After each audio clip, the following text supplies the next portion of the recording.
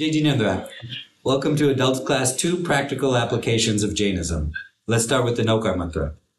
Namo Arihantara, Namo Siddhara, Namo Ayayaya, Namo Ujaya, Namo Loe Savasavana, Esu Pachis Mohokaro, Sava Pava Panasano, Malalacha Savesing, Paramam Have Mandalam. Physical pain is a complex experience, and it's thought to be made up of three parts. Jinendra, come on in. The three parts of physical pain are physical sensations, the emotional response to the sensations, and the social effects of the experience. So if we want to be specific, let's call the physical sensations the pain, and then maybe if we talk about all three, we can talk about all three leads to suffering, right? So what are some examples of those three parts? That is, the emotional state, the physical sensations may be the intensity of the pain. So the intensity can be higher or lower.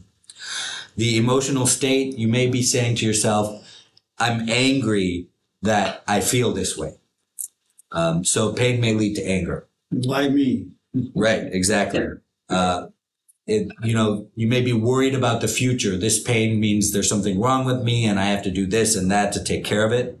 You may have expectations about the future. This medicine is not going to work, or I can't find the right medicine. Those are types of emotional response to pain. And there's also a social effect of the experience, that is how it affects the people around you, whether you have a social support system, things like that. So physical pain is a complex experience we think it's made up of those three parts. So mindfulness and meditation can help with physical pain. That is, it can help you tune into the differences between those three parts and reduce those three parts, even though the source of the pain is constant. The source of the pain may be the same, but mindfulness and meditation may help reduce the pain intensity. It certainly will help you with the emotional aspects of going through physical pain, and it will help you with the social aspects of going through physical pain. So how does it do that? How does mindfulness and meditation help you with physical pain? There are a bunch of reasons. Number one, it can help reduce your perception of the pain. That is, if you focus your attention on the present moment and you observe your sensations without judgment, okay, that's the hard part, without judgment, you can become less reactive to the pain. Second, it can reduce your stress. We know that stress exacerbates pain. So if you live a stressful life and you experience some quantum of pain, you suffer more than if you live an unstressful life and you're subject to the exact same quantum of pain. So mindfulness and meditation can help reduce your muscle tensions. It can improve your sleep, and it can give you a general sense of relaxation. And if you live your life like that, the same pain that you may have been destined to go through will be less. The suffering will be less, even though the pain might be the same. Right. And that is right. And so if you practice mindfulness and meditation, you'll be able to better concentrate through the pain. You're right that remember, pain is signals going from your body to your brain, right? And so you're right that it is a constant source of distraction. If you're trying to meditate and live in the present moment, it's harder when you have a constant source of distraction. But as you get better at it, you'll be better at tuning it out. To me, one question. I know I did it 2 weeks ago and I was not present. What's the difference between meditation and mindfulness? Sure. Mindfulness is how we go through life. So we're going to be mindful. The goal is to be mindful in all moments of our life, whether you're taking out the trash, whether you're talking to your kids, whether you're doing that. Meditation is an exercise that you sit down and do on purpose. You say, I'm going to spend these 15 minutes to do meditation, and I'm going to think about this, you think about a particular thing. There's many things to think about. You can think about being kind and loving. You can think about how transitory life is. You can think about how helpless you are. You can think about the qualities of your soul. It's a purposeful activity that you sit down or stand in one place and do. Mindfulness is a way of living. It's a way of thinking. Hey, come on in. So that's the difference. Dhyan we normally translate to awareness. So, right. So yes, in that way, it's the same. Mm-hmm. Another way that mindfulness and meditation can decrease your physical pain is it provides you improved emotional regulation. Just like I mentioned that when you're stressed, your pain is more than when you're not stressed. Welcome to our online friends. We're talking about how mindfulness and meditation can improve your physical pain. We talked about the 3 ways it can reduce your perception of pain, it can reduce your stress, and then it can enhance your pain tolerance. The 4th way is, can you leave that off? Yeah, it'll make the recording all messed up. Yeah, thank you. Do you want to open the door? Do you think that might be better? So it can lead to improved emotional regulation. So just like we talked about, if you're less stressed, you will feel the pain less. If you're quick to anger or if you have a bad emotional stability, your pain will appear to be more. So if you continue to practice mindfulness and meditation,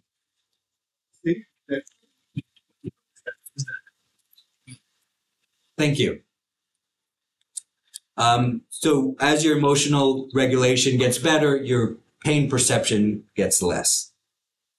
Also, mindfulness and meditation can help with fear, anxiety, and depression, right? And that's a lot of the cause of our pain too, our suffering. When we experience a physical pain, we're scared. We get scared about, well, what will the future bring? Is this going to last forever? Am I going to have to change my life because of this? And if you are a good practitioner of mindfulness and meditation, you won't be as scared because you'll know you can get through it. You won't be as anxious and you won't be as depressed about the future because you know that the future is not guaranteed. The future does not exist. There's limited things we can do about the future. You know, the only moment you have is the present moment and you're doing all you can in the present. You can think that it will sooner or later, it will go away. Right. You can think that. Right. Does anybody know this phrase, we die 1,000 deaths before the actual one? That's that fear of the future, right? Mm-hmm. And if you're not emotionally well regulated, if you don't practice mindfulness and meditation, you have that a lot. You have anxiety about the future a lot. So this is one way to reduce the anxiety about the future when you are subject to physical pain, which is going to happen to all of us as we get older. So I know sure. You were going for no, but just one question. I don't care about any of this. I care about your questions. I don't know how it's relevant or not, but I spent some time on this actually on my mood swings myself, and I have read about it a lot, and it also says that a lot of our mind, our moods, we are happy, not happy, and all those things. Definitely meditation and mindfulness is definitely helps. But also what kind of food, they say our gut is directly related with our mind and mind is related with the gut. Right. So what we eat and what we have like in our Jainism, what we eat, very simple food and time and this and that, the gut is also related with how I feel at that moment. So that also kind of helps a lot what I'm eating and what time I'm eating and how much amount of food I'm eating and all those things, I mean, that has helped me a lot actually. Sure, absolutely. I think everybody would agree that what you eat determines your kind of level of health, and that determines how much suffering you have when you're in physical pain. Hey, how you doing? Good. The next way is that it can lead to altered processing of the brain. So remember what happens in your brain. Your brain is made of neurons, and they fire. And as they fire, they're connected with other neurons and leads to other neurons firing. And so it creates pathways in the brain. And mindfulness and meditation can alter those pathways in the brain by increasing or decreasing the connections between neurons, right? And so when you do that, when you alter pathways to the brain, you can alter pathways, your pain processing pathways as well. It can also lead to enhanced immune function. So that's a little bit, all of these dovetail into one another, but if you have a great immune system, that will also decrease your suffering when you experience physical pain. And mindfulness and meditation improves your immune system. Mindfulness and meditation can give you an improved quality of life. Of course, just like we talked about being healthy and emotionally healthy. If you have a great life, your suffering of pain will be less when you experience physical pain. So we talked about 7 ways that mindfulness and meditation can help ease your physical pain. Any comments or questions about that? Talked about the relaxation, even when we go to the doctor. Many times, whatever they are trying to do the process, they say, relax, relax, relax. So relax is the most important to reduce the pain. Right, right. And remember, this is all very easy to say, right? Right. It's very hard to do. Right. But you have to start practicing. Yeah, and you have to try, put a lot of effort to. Right. That's ironic that you need a lot of effort to relax. I need a lot of effort to relax. It's not relaxing to try to relax. Sometimes we are like relaxed, we don't have anything to do, but our mind is not relaxed. Like mine is like, I don't have anything to do, but what do I do now? And then, start listening something or start watching something, and that's how I try to do it, or just go and read the book. But yeah, it's always like this. When you are away, you want something continuously. Right. That happens, yes. Other questions or comments? But is that normal? Because that is exactly what happened to me this week. Yeah, it's absolutely normal. And so just like we talked about, you have plenty to do to fill your time.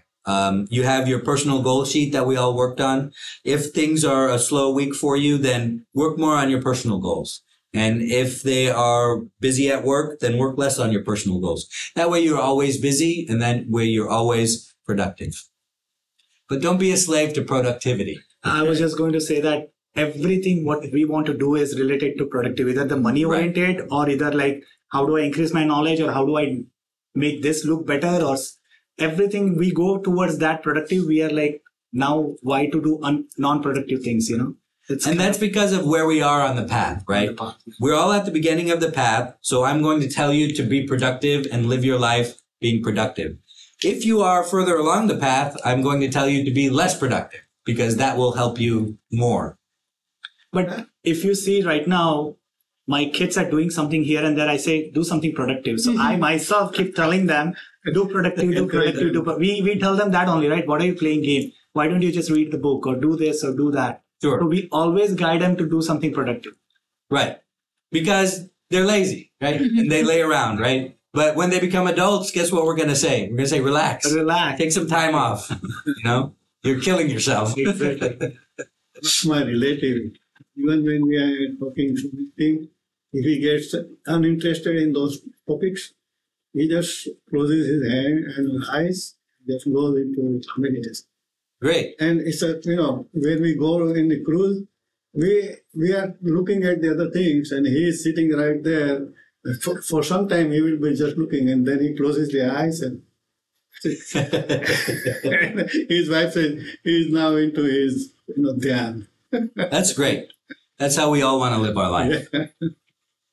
Comment to what Bhavesh mentioned earlier. So the way I'm doing it nowadays, not to be fully busy or occupied, I'm picking up a hobby. Like, you can do anything. For example, what I do is I've got this craving for coffee these days, and I want to try new coffee shops.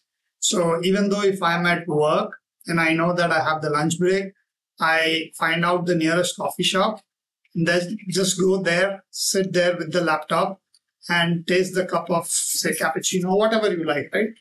Just to have something else other than just work or doing things that you have in your to-do list. But this is simply unplanned, meaning I don't have a plan to visit this coffee shop on that day. Because that's work.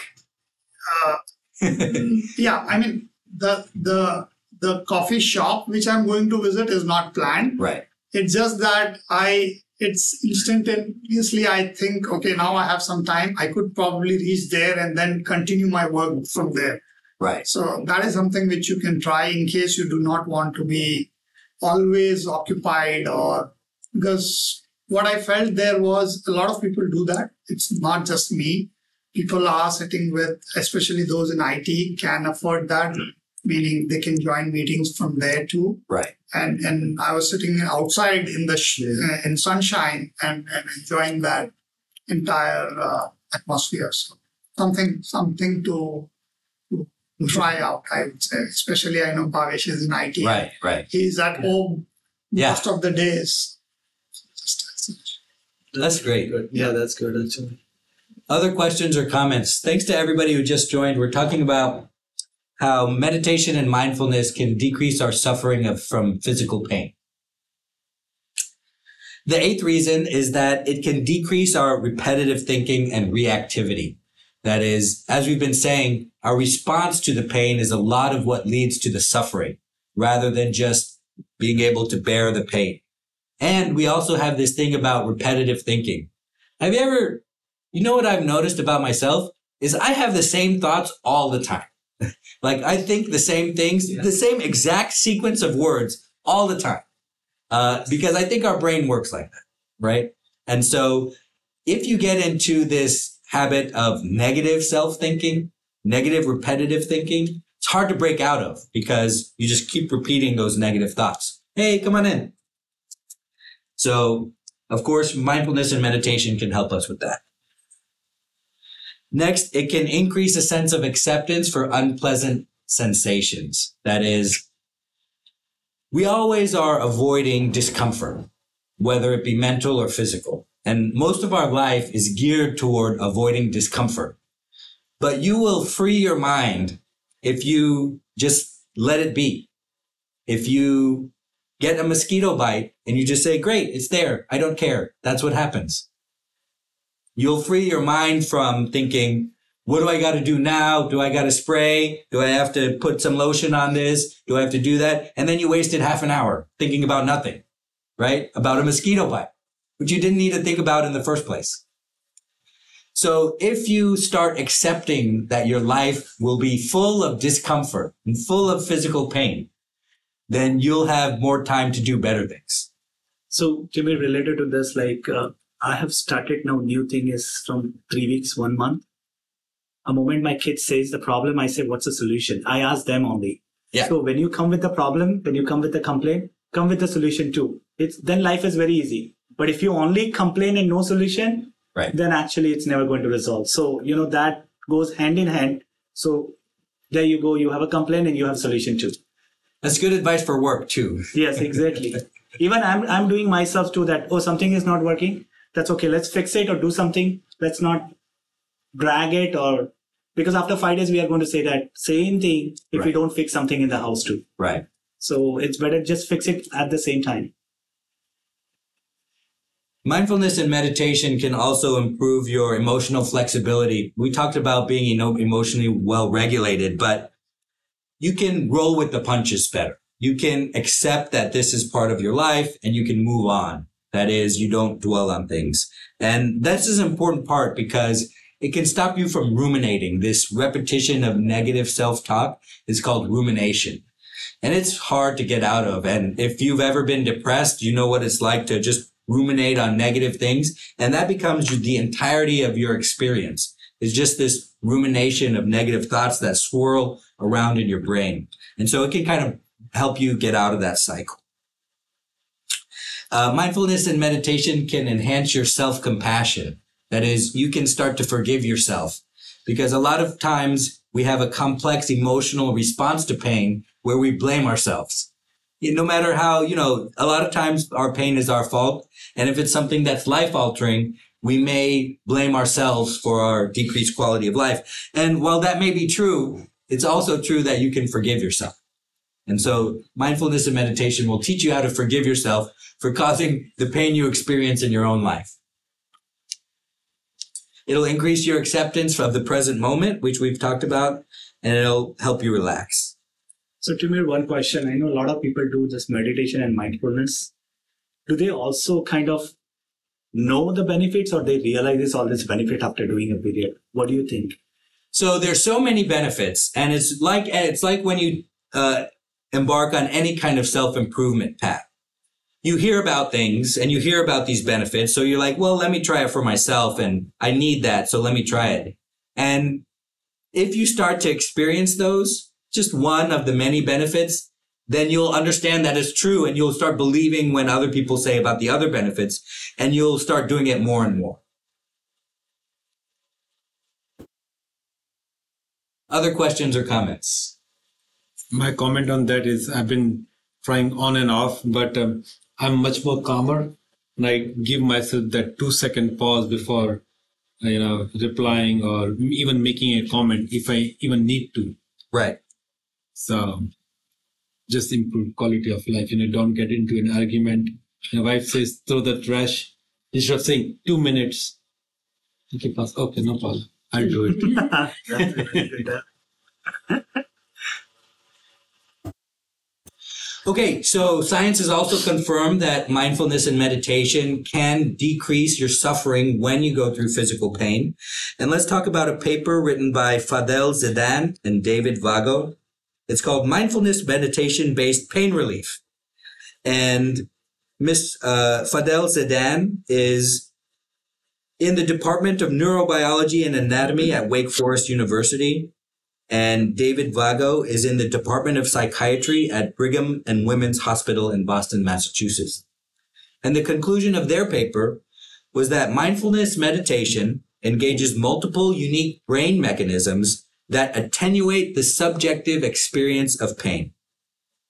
The study subjects routinely stated that the experience of pain was shorter, softer, and accompanied with less dwelling, and a greater ability to fully embrace the feeling of pain, but simply let go of the appraisal of what the pain meant to them. So you fully experience the pain. You're going to go through this no matter what, but you can tell yourself it doesn't mean anything. Those ruminating thoughts, you can let go. Remember, we've talked about letting go of thoughts often in this class. Mm-hmm. They go on to state the decoupling between the sensory experience and the meaning or contextualization of what the pain means to the self. That is, you can break that coupling of the pain and the response to the pain, what it means, what I have to do, all these thoughts about the future. You can break that because there's only the present moment. And the future is just a present moment that hasn't arrived yet. And you'll know what to do in the future because the only thing to do is to let the present moment unfold.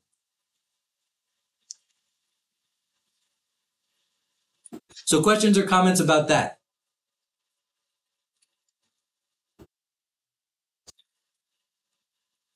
So if we are not able to focus, then first we should start focusing on our breathing, and then gradually we'll start to focus in present.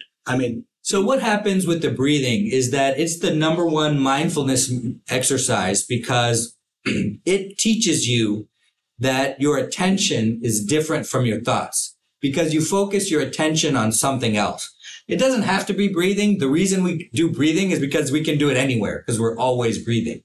So when you focus your attention on breathing, and if you do it for long enough, you'll start to realize that attention is different from thoughts. And that's when you start to realize you can let the thoughts go without paying attention to them. That's the whole deal with the breathing. It's an amazing. I do it and I love it. I just like the thought come and it goes away. And you don't chase that thought. And you get a lot of thoughts and, they may help me out. I think last year or a year before that, I write down. Because when you sit, even for 5 minutes, I filled up a whole page of things to do. Yeah, I mean, as you all know, you all have a brain. You can, in 5 minutes, your brain can deliver you 5,000 thoughts. Okay. And so that's what we mean when we say you're enslaved by your thoughts. Okay. If you have to pay attention to each one of them, you don't know that you can let them go, then you're at a very low level of experiencing life. So one question related to thoughts is like, if we indulge into more activities, then we are going to get more thoughts. Does that mean we should not get into more activities so we do not get more thoughts? Absolutely. Okay. That's why the highest practitioners meditate, do a 3-hour block of meditation in the morning, and when the gong rings, they have lunch, and then they do a 3-hour block of meditation in the evening, and when the gong rings, they have dinner, and then they work in the ashram. They do 1 hour of work to help do the upkeep, and then they go to sleep, and the next day they do it all over again. That's why they do that. And is it possible, just a lot of people say that you can do more activities, but do not get attached to it and do not think more about it. But, that is also one kind of that it's like, if you don't do activities, you are not going to get a thought. Then what's the point? Then do the activities, but do not get attached to it. Do not think too much about it. Keep your mind trained. Like, you only think about these things only for 5 hours. And that after that, you are like, no, I'm not attached to it. Now, this is not my work. And does people do that kind of activities too? Like, sure. So what you've described is, again, the advice we give to somebody not as further along the path. So obviously, I'm not going to give you guys advice to spend 6 hours of your day meditating, right? You can't do that, right? But so that's what I would advise you then, is to do that. So it's just a difference of advice based on where you are on the path. Is it the same as akarta? Because any activity you do, you feel that, oh, I'm doing this. And that's where, you feel possessive of that activity. And that's where all this trouble starts. So if you think that this activity is taking place through me rather than I am doing it, which is the akarta bhav, then that will be more relaxing. Then you will be able to be detached from the activity. Certainly. When you inject that sense of self into the things that you do, you take ownership of it, and that leads to passion. That leads to anger, ego, deceit, and greed. So the more we can do our daily life dispassionately, the better your life will be.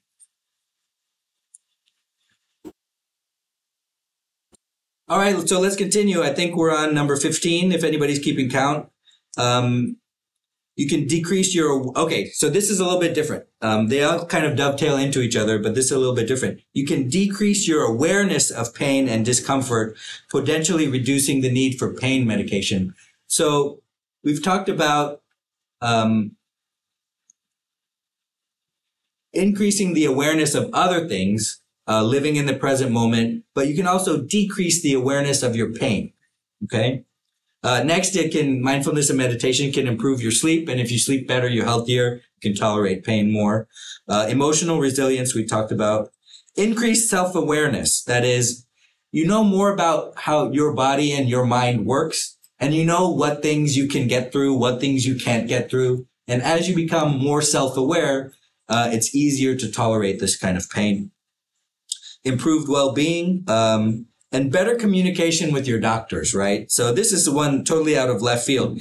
As you become, more self-aware, more in tune with your body, you can articulate your symptoms better. As I get older, more and more I realize that a lot of problems come from miscommunication between ourselves and our doctors. So they have to kind of be like mind readers, where they have to have a dictionary. It's like, patient is complaining of this, but he really is complaining of this, he just can't say that, or he doesn't want to, or he's embarrassed, or he doesn't know what the problem is, right? So it helps you communicate a little bit better with your doctors, which will get you some better help. Questions or comments about any of that? One thing, if I may, I want to relate something about the awareness about the pain. Sure. And I broke my hand when I was 20, and I was admitted to the hospital. And it was the holidays. So it was the doctors, everybody were off. So they scheduled my operation 2 days after what happened. So for 2 days, the doctor prescribed the Novelgene, which is a painkiller. And I was reading it when my brother brought that. I was reading all the information in there, and it was saying that this may cause you to lose some of your white blood cells. Okay, so your white blood cell will be reduced by using this medicine. So use only if you cannot bear the pain. Okay, so here I decided I don't want to take it. The nurse comes and says, "Doctor has given you. You have to take it." I said, "Well, doctor has given me, but what I read over here, I'm ready to take the pain, not take medicine." And she says, "Then you will not be able to sleep." I said, "That's fine. I will stay awake." And think about, 1 hour later, I was sleeping sound sleep. The way it was, because it was completely, totally broken. So every time I make any movement, it would pain me. So in the sleep, I was keeping it over here, but when I woke up in the morning, it was lying like this. And during all of that moment, I must have made quite a few. Nurse comes in, in the morning when I woke up, she says, "You were so sound asleep. You did not feel the pain." I said, "No, I didn't feel the pain." That's so great. This is what is, in a very early life that I learned that if you are ready to take something, it will, your brain will manage it. Right. That's it. I'm so glad you brought that up about the painkillers too, because you reduced your chances of getting addicted to opioids That's right. by not taking that, right? And that's a very real chance because we always want to, like I mentioned, avoid discomfort. And if we are not able to avoid discomfort, we're more easy to take those painkillers. And if it's easier for us to take those painkillers, it's easier for us to get addicted to them.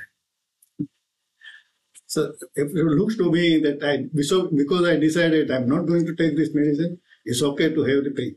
Right. So my brain was ready, and then because I was sleeping, the brain said, "Okay, let him sleep."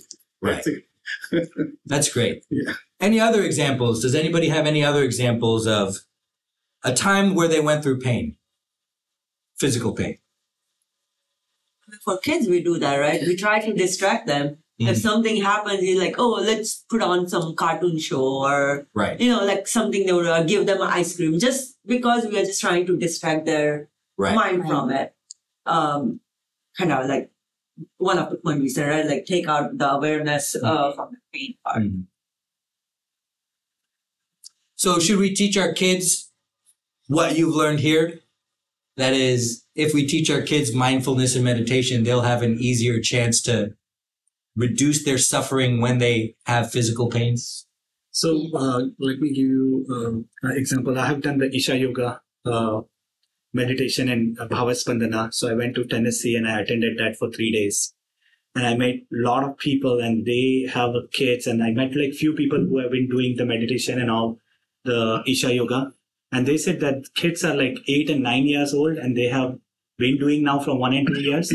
And the amount of clearly the thoughts and also the school, they are doing so good. So yes, I mean, this all meditation and mindfulness, if we start at like age of 12, 13 also, I mean, it would be beneficial. And I would say that we give them everything, we should give them this too. Right. That will help them a lot because right now they don't realize it and they may not even do it properly. But after 3-4 years, they would say, "This is the best thing which you guys gave me." Right. So, this is what it is. So, yeah. So I don't know if any of you follow Lily Singh, but she started this shows for kids, specifically for kids. It's called Mindfulness something, right? And that's what it's a show you watch and they teach the kids how to control their anger or Being mindful. Which one? Unicorn Island. Unicorn Island is the, I guess, foundation of whatever. But yeah, I'll send it out. Now a couple episodes so far. I think there is also boredom. Boredom also is kind of pain. Sure. So if you are mindful in meditation, the moment when you start feeling the boredom, you slip into the meditation and you get rid of the boredom. That's right. That's absolutely right. All right. So typical for this class, we're 40 minutes in and we haven't talked about Jainism at all. How can Jainism help you with your physical pain? That is, first, you're not a body, right? Has anybody fasted before? Nobody fasted here? Yeah, I don't believe it. Okay. So you experience physical pain, right? One of the purposes of fasting is to prove to yourself that you're not a body. And if fasting is a good way to practice going through pain and overcoming it. And once you prove to yourself you're not a body, you're able to deal with pain better. Because who cares? This is your what? 250th life, your 250th body, right? You're going to get another one soon, right? So whatever you're going through right now is diminished because that's the truth. Another way Jainism can help us is when we reflect on the fact that all things are transient, okay? Including this life, including your pain. Your pain is transient and it will go and it will pass, no matter how bad it is. And once you realize as you get older that everything's going to pass, well, when you get a pain and, you broke your knee and you're 60 years old and you realize that, well, I got to live with this for the rest of my life, it becomes easier. Next, Jainism teaches us, as we mentioned, you don't have to pay attention to every thought that comes into your head. That is, the reason that attention is different from thoughts is why? Anybody remember?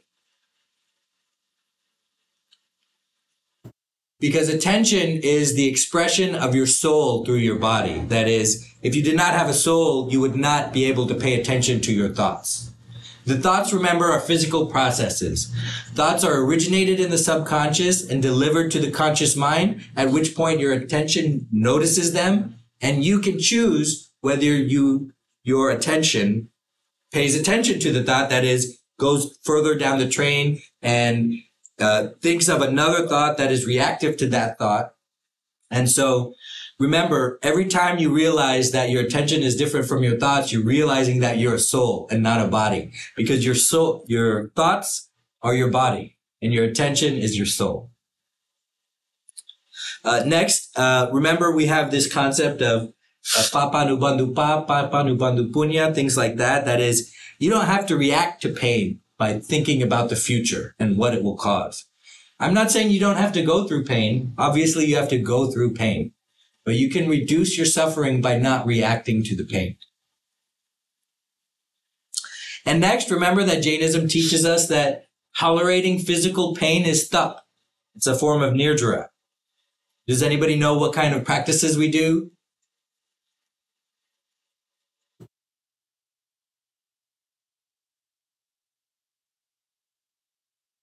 Okay, so we do a lot of yoga practices that we put our body in different physical positions to experience pain on purpose, because that is a type of thought. And that helps us realize that our soul is not our body. So you mean if we get in positions that are hurting us physically, so we get in positions that hurt us? Absolutely. So would going to the gym count for that? Yeah, I think so. Right? Excuse me. But you have to do it with the right mindset, with the right intention of enduring physical pain to remember that you're not your body. And remember, just because you're not your body doesn't mean some people believe that it means Jainism teaches you to ignore your body. I do not think so. You have to take care of your body, okay? You have to be healthy. Jainism wants you to be healthy because if you're not healthy, you're not going to be able to do as much nirjara and samvara as you can, because you're going to be worried about being unhealthy. You're going to experience the symptoms of unhealthiness, which prevent you from performing nirjara and samvara. Does anybody remember what Nirdra and Samvar are? But Right, they're part of that. But yeah. But what are they? So Nirjara is shredding your karmas, That's right. and Samvar is stopping the bondage. That's right. So if you're worried about, if you're experiencing the symptoms of, let's say, obesity or an unhealthy lifestyle, you're not going to be able to perform the blockage of karma. You're not going to be able to perform tap, which is the burning of karma before they come to fruition. that's where your body is very important, because body facilitates you to do all that summer and nature. Otherwise, if you don't have body, how you going to find the work? Regardless what kind of body you have, Right. the body is the one which helps you to get rid of the karma, and you can also experience the karma, whatever it is. Right. I believe so. And many people, including many learned Jain monks and nuns, think the opposite. Think that you should ignore your body and it doesn't matter. And it doesn't matter because you're not your body. So it's a matter of your intention. When I tell you the body is important, I tell you to you from the perspective of to get you to do more Samvar and Nirdra. That is to have a healthy lifestyle so you can do more Samvar and Nirdra for your soul. When I say the body is important, don't take it to mean that, well, I got to take care of my body for the sake of my body. No, your body doesn't matter. Not for the sake of, Yeah. but as an instrument. Right. As an instrument in right direction that you want to take care of. Right. That's where, when they say 12 bhavana, one of the bhavana says asuchi. Yes. And I always do not agree with whenever the people start saying that it is asuchi means it's very dirty. The body is dirty, it has mass, blood, it has all the things coming out from your 9, holes and something like that, so many things. I said, that's not what the idea of that suchi means. Suchi means, the Gujarati suchi means, it's a list of the things. And when Atma, what the Atma is, in that list, there is nothing nowhere it is mentioned about blood or hair, bones, or even your all the things that is flowing out of your body is not listed in the property of the Atma. So that's where it is asuchi. Right. Asuchi means all these things are not part of the Atma. That's what you have to think about. You cannot say that because of this, it is all dirty. It's not dirty. If it was dirty, you would not like to live. Right. Because that's good food, and if the body and whatever is the kachra, that is taken out. Right. So that's the body gives you, that facilitates you to keep engaged in your good things. Absolutely. Right.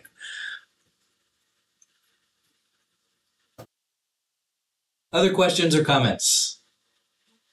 How old Jainism is? What's that? How old our Jainism is? Like when 2,500, 3,000 years? So it is as old as the universe, right? Because first of all, it's the truth. So just because people didn't believe in it doesn't mean that souls didn't exist or karma didn't exist. In fact, we are destined to go into a period where Jainism is forgotten about, right? Because the auras are decreasing, right? And so Jainism will be wiped out from the world, but it still exists because it's the truth. So as far as the modern interpretation, if you want a little bit better answer to the question, the latest cycle of Jainism was founded by Mahavir. Yes. And Mahavir existed, it's in the book. So I'll have you, that'll be your homework for this week. Okay. It'll be, there are historical evidence of Mahavir's life, and that happened in a particular time period. And so that's in the book. So it's either in the very front or the very back about the historical evidence of Jainism and Mahavir itself. So, and that was a particular time. So if that's the answer you're looking for, you're going to have to look in the book. Yes. Since even those remains from the Mohenjo-daro and those remains, they say they were a nude murti. They were there, they have found it over there. And that's where they are connecting the Jainism to that. Right. That, the Jainism is the one which, it's not only the one, but, the nude murtis and certain things that are related to Jainism. And that's why they think, even in the Mohenjo-daro time, which is considered by many of the historians as about 6,000 years old. Mm-hmm. So even that time also Jainism or Jain philosophy was there. May not have the Jain name to it. Right. I think Jain name started after Mahavir. Right. Because remember, all he did was tell us the truth, right? So if somebody tells you the truth, that doesn't mean it exists right when they tell it to you. It has always existed. They just told you what the truth is. Why is there so few practitioners of Jainism? Like, if you look at all the world religions, there's a very small part of the world who practice Jainism. So was there some like genocide of the people who are Jain, or there are just not that many in the first place? I don't know. So that's going to be your homework for this week. Come back and tell us. That's a very good question. I don't know why there are The population. And actually, Absolutely. I heard 2 to 3 podcasts. All of them said that Jainism actually the oldest one, and after that Buddhism and all other religion came. That's why I asked. But even people who did a lot of R&D and research and all, they are saying Jainism is the oldest one, and now Who are population? Are they Jains? Huh? No, they are not even Jains. So who are they? They are like Indian based? yeah, Hindu based, or even one of them is Muslim based. He says, yeah, Jainism. So yeah, I did they are hear. not even Jainism. I did hear about a lot of Jains were killed, or there was like a genocide and people then had to convert. Or... It happened in South India, yes. In South India, it did happen sometime back, few centuries back, that quite a few Jain sadhu as well as Jain pravak, quite a bunch of them were killed just because they were Jain. Mhm.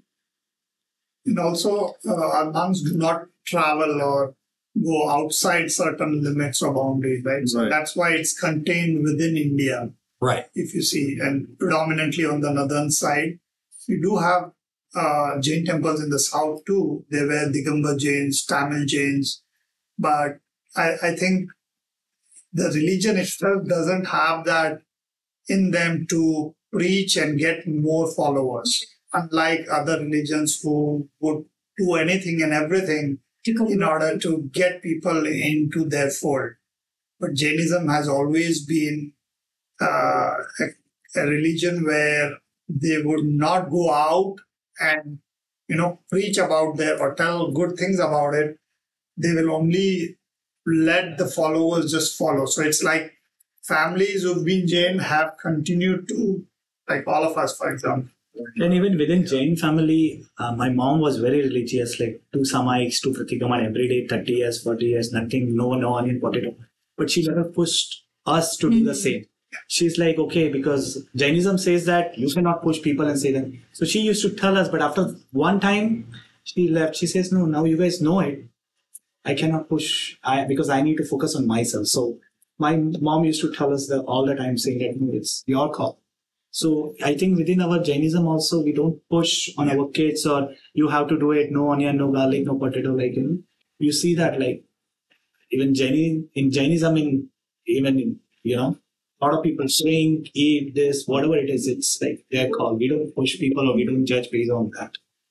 So, yeah, that's fine.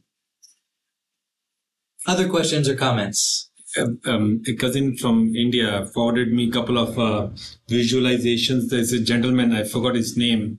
He gives pravachan in Gujarati, and he explains our flag and why that flag is done, where the Meru Parvat is, Simanda Swami, and I don't know if I discussed that, but there's another video. There's a bunch of videos on YouTube. One of the ones that are recently is the Kal Chakra, And that is where he explains, we are in the fifth ara, going into the sixth ara, and it's a circle. We are on the right side of the semicircle. And then dukkam, how but it's visualization. He has drafted this nice, it's a video, and it shows, and it's amazing. If you want, I'll put it in the group. Sure. Yeah. That would be great. Where the Meru Parvat lies, there are 2 suns, 2 moons. Why should we pray in northeast direction? Because that's where the Simanda Swami is actually right there giving pravachan. So if you go, it is 85,000 miles straight in the northeast direction. That is where he is presently in. So it's amazing. Thank you so much for your time this week. I hope that we're able to implement this in our lives. Remember, that's the whole point of this class, is to take it out of this classroom. And I hope that you're able to decrease the amount of suffering you have due to physical pain. And I hope that this helps you. Thank you. Thank you.